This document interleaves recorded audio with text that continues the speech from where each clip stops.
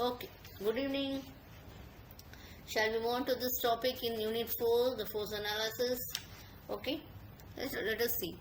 So, what is actually first? Shall be seeing what is designing of machinery mechanisms. You have to essential to know about the magnitude and the direction of the forces which is being transmitted from input to output. Okay. Now, first we'll be discussing about the static force analysis. What it is actually. When an inertial force due to the mass of the machine components are neglected, what happens? In the analysis of mechanism, we call it as a static force analysis. Okay. So this is actually the condition for static equilibrium. The vector sum of all the forces acting in the system will be equal to 0. Dynamic force analysis means, see again I'll add another point. Okay, we know that inertia are produced due to the masses of rotating or reciprocating components. However, if the magnitude of these forces are small compared to the externally applied loads, then these can be neglected. Then this type of analysis also we call it as the static force analysis. Okay, now I will see what it is. I can go for this. Dynamic means when the inertia effects are being considered due to the mass of the components is also considered in order to externally applied force, we call it as a dynamic force analysis. We call it as a sigma if is equal to 0 and summation of moment is equal to 0. Examples: in a high speed IC engine, it is necessary to consider the effect of inertia forces, etc. Okay, what is meant by inertia force? This is a force which is equal in magnitude but opposite in direction, collinear with the impulsive force producing the acceleration. That is, this force will be trying to make our particular body in an inertia or in the original state, that we call it as an inertia force.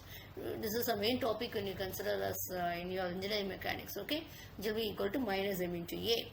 Okay, similarly, inertial torque, as I told, the inertial torque, everything is imaginary. When you see the diagram, it will be drawn as the dotted lines. Okay, the inertial torque is an imaginary torque. It will be trying to bring it in the equilibrium position. In the sense, the torque required to bring a particular body to the equilibrium position. Okay, that will be minus I into alpha, the accelerating couple in magnitude but opposite in direction. Okay, next we will be seeing about what is about the D'Alembert's principle, what it is. See, actually, why we are going for learning this D'Alembert's principle and everything else? Because we are going to analyze the system, right? We are going to analyze the system. For that, we should know what is inertia force, what is D'Alembert's principle, everything else. If it is D'Alembert's principle, means the inertia forces and task and the external forces and task are acting on a body will be resulting in the statical equilibrium. Okay, that is sigma f is equal to 0 and sigma m is equal to 0. That is, we call it as D'Alembert's principle. And turning moment diagram means it's also called as a crank effect diagram. It's a graphical representation of the turning moment or crank effect for various positions of the crank. Okay, it is plotted on the Cartesian coordinates. The turning moment will be taken as ordinate and the crank angle will be taken as obscure. You can see this. This is for the single cylinder machines. Okay, how you are drawing this actually. This you can see that how it is being for various crank angles, how the turning moment, how it is. Okay, so the mean system torque is shown as the horizontal line. So if P will be a piston effect and all will be a radius of the crank, and also n will be a ratio of the connecting rod length and the radius of the crank. Okay, and again theta will be the angle turned by the crank. Okay. Next one is fluctuation of energy. So the variations of energy are more below the mean resisting torque. We call it as a fluctuation of energy. The difference between the maximum and the minimum energies, we call it as a maximum fluctuation of energy. So what it is actually, the coefficient of fluctuation of energy, the ratio of the maximum fluctuation of energy to the work done per cycle, we call it as the coefficient of fluctuation of energy. Okay, and the work done per cycle is given by P into 60 by N. Okay. Next is the flywheel. So what it is? The flywheel will be also the surveyor, just storing the energy during period.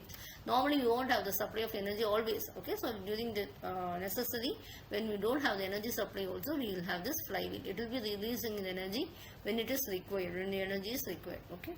So coefficient of fluctuation of speed will be the difference between the maximum and the minimum speed during the cycle. And the ratio of the maximum fluctuation of speed to the mean speed, we call it as the coefficient of fluctuation of speed. Okay. Energy stored in the flywheel will be E is equal to mk square omega square into Cs. Okay, m is the mass of flywheel, k is the radius of gyration, and omega will be the angular speed. Okay, Cs will be the coefficient of fluctuation of speed, and V will be a mean linear velocity. Okay, thank you.